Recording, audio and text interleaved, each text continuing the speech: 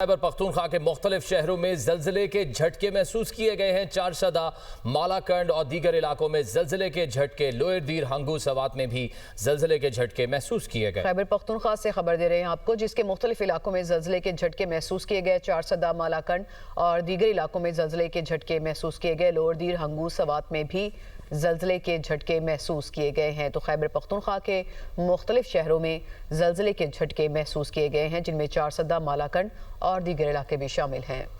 लोग कलमा तैयबा का विर्द करते हुए घरों से बाहर निकल आए। चारसदा, मालाकंड और दीगर इलाकों में जल्जले के झटके महसूस किए गए। नई ट्रांसपोर्ट पॉलिसी, खजाने पर नया बोझ, अफसरान के पेट्रोल कोटे में इजाफा। चीफ सेक्रेटरी, आरपीओज, डीपीओज समेत फील्ड कमांडर्स के ट्रांसपोर्ट अखराजात में इजाफा होगा। ज़राए के मुताबिक नई ट्रांसपोर्ट पॉलिसी के तहत सूबाई खजाने पर सालाना तकरीबन 1 अरब 20 करोड़ रुपए से जायद का बोझ पड़ेगा। पंजाब में 10 कमिश्नर्स और 41 डिप्टी कमिश्नर्स और फील्ड अफसरान की बड़ी तादाद नई पॉलिसी से मुस्तफीद होगी। मजीद मालूमात हम लेंगे। ब्यूरो चीफ लाहौर हसन रजा ने हमें ज्वाइन किया। हसन रजा, क्या डिटेल्स हैं मजीद? देखिए, पंजाब में लग्जरी जहाज के बाद अफसरशाही के लिए लग्जरी गाड़ियां और लामहदूद पेट्रोल जो है नई हुकूमती पॉलिसी जारी की गई है, जिसमें नई ट्रांसपोर्ट पॉलिसी पर तकरीबन सालाना 1 अरब 20 करोड़ रुपए से ज्यादा खर्च होगा। ये ज़राए महकमा खजाना पंजाब की जानिब से बताया गया है। चीफ सेक्रेटरी और आईजी पंजाब 3 सरकारी गाड़ियां इस्तेमाल कर सकेंगे और जिनमें 2800 सीसी, 4700 सीसी और 1800 सीसी जो है वो बेहतरीन और महंगी 3 गाड़ियां शामिल हैं। चीफ सेक्रेटरी आईजी पुलिस के लिए 2 गाड़ियों के लिए हर माह जो है 800 लीटर पेट्रोल, जबकि 4700 जो कि बहुत ज्यादा पेट्रोल गाड़ी इस्तेमाल करती है, उसकी कोई हद मुकर्रर नहीं की गई। इसी तरह तमाम के कमिश्नर, डिप्टी कमिश्नर, जो आरपीओ हैं, डीपीओ हैं, डिप्टी कमिश्नर हैं और इसके साथ साथ दीगर जो फील्ड में मुतल्लिका अफसरान हैं, तमाम के लिए जो है वो उनके पेट्रोल में इजाफा किया गया है और महंगी गाड़ियां देने का सही, बहुत शुक्रिया हसन रजा, आपने हमें मालूमात दी। कराची के इलाके कुरंगी में मुसल्लह मुल्जिमान का घर पर मुबैना हमला। मुसल्लह अफराद ने घर पर अंधाधुंध फायरिंग की। इलाका मकीनों के मुताबिक मुल्जिमान ने घर की दीवारों और दरवाजों पर गोलियां बरसाईं। मुसल्लह मुल्जिमान की फायरिंग से समीर नामी शख्स जख्मी हुआ। जख्मी शख्स को गर्दन पर गोली लगी। तशवीशनाक हालत में अस्पताल मुंतकिल कर दिया गया। पुलिस के मुताबिक फायरिंग का वाकया बच्चों के झगड़े के दौरान पेश आया। वाकये के हवाले से तहकीकात जारी हैं। MQM के रुकन सिंध असेंबली राना शौकत को पार्टी इरकान की मुबैना धमकियां। राना शौकत ने ईवान में सारे ख्याल करते हुए कहा कि मेरा ताल्लुक खालिद मकबूल ग्रुप से है। PSP ग्रुप के MPA से कुछ बात हुई, कहा गया कि बाहर निकलें, देख लेंगे। सेक्शन 154 के तहत बयान रिकॉर्ड और मुकदमा दर्ज ना किया गया तो ईवान से इस्तीफा दे दूंगा। मैं अभी यहाँ बयान में बैठा हुआ था, मेरे मोअज़्ज़िज़ मेंबर शारिक जमाल साहब जो कि मेरे सामने बैठे हुए, उन्होंने मुझसे कहा कि तुमने वहाँ जो अपने इलाके में वो एक इनका MP MNA इकबाल महसूद, वो PSP ग्रुप, पुरानी PSP ग्रुप से ताल्लुक़ है उसका, वहाँ पे मेरे और उसके मामलात हुए क्योंकि मैं खालिद मकबूल सिद्दीकी ग्रुप से हूँ। मुझे धमकी दी गई है कि आप बाहर निकले, हम तुझे देख लेंगे। Being a custodian of the house, I request your honour, concerned police station may be directed to record my statement under section 154 CRPC. Otherwise, मेरे पास कोई रास्ता नहीं रहेगा कि मैं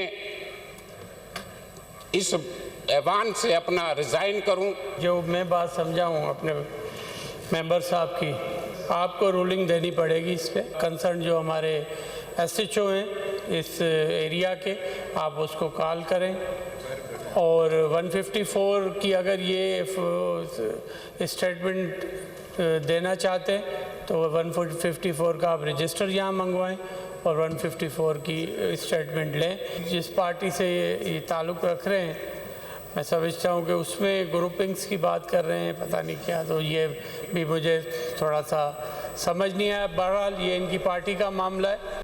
MQM के रुकने सिंध असेंबली शारिक जमाल का कहना है कि ये आपस का मामला है। रमजान का महीना है, इंसान को रोजा लगा हुआ होता है, रोजा लगता है। बुजुर्ग MP हैं, गलत फहमी हो गई है।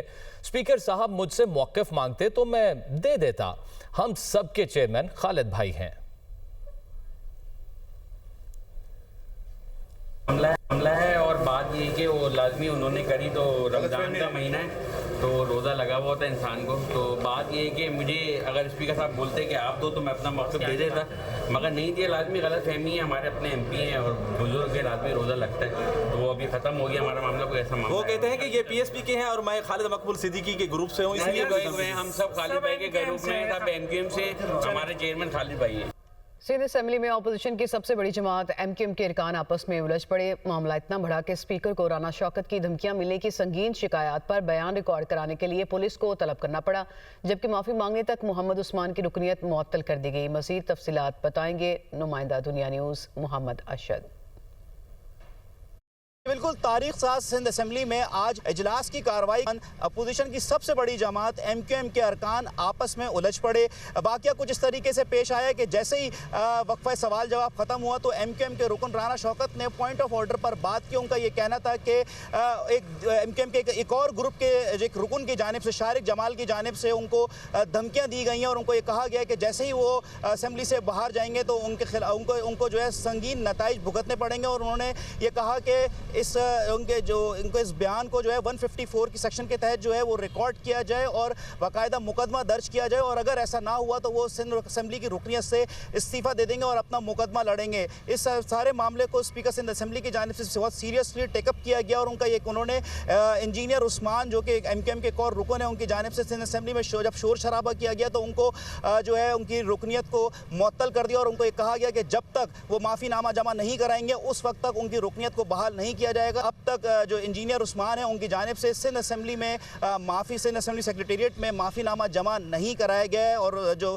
सिंध असेंबली स्टाफ है उनकी जानिब से भी ये कहा जा रहा है कि स्पीकर की ये रूलिंग आ चुकी है, अब जब तक उनका माफ़ीनामा जमा नहीं होगा उस वक्त तक उनको सिंध असेंबली में दाखिले की इजाज़त नहीं दी जाएगी। जी। वज़ीर आला मरियम नवाज की हिदायत पर पंजाब भर में मुखैर हजरात के इश्तराक से निगहबान दस्तरख्वान सज गए। वज़ीर आला मरियम नवाज का रमज़ान निगहबान दस्तरख्वान सजाने पर इज़हार तशक्कुर, मुखैर हजरात को खिराज तहसीन पेश किया। वज़ीर आला मरियम नवाज ने रमज़ान निगहबान दस्तरख्वान आने वाले हर रोज़ादार का भरपूर खैर मकदम किया। रमज़ान दस्तरख्वान के बारे में बताएंगे ब्यूरो चीफ लाहौर हसन रजा हमारे साथ मौजूद है। जी हसन।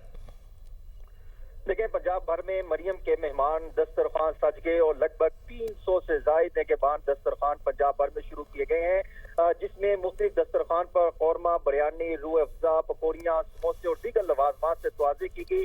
लाखों मेहमानों ने सजे सजाए निगहबान दस्तरखान पर अपना रोजा इफ्तार किया। मरियम नवाज शरीफ ने कहा कि यही वो अखुवत है जिस तरीके का मुजाहरा किया गया है। वज़ीर आला मरियम नवाज शरीफ का रमजान निगहबान दस्तरखान आने वाले हर रोजादार का भरपूर खैर मकदम किया। इसी तरह लाहौर, गुजरांवाला, सियालकोट, फैसलाबाद में रोजा इफ्तार करने जो है बड़ी तादाद पहुंची। खुशी का समा था। चिन्योट, डेरा सही हसन रजा, बहुत शुक्रिया, आप हमें तफसीलन आगाह कर रहे थे।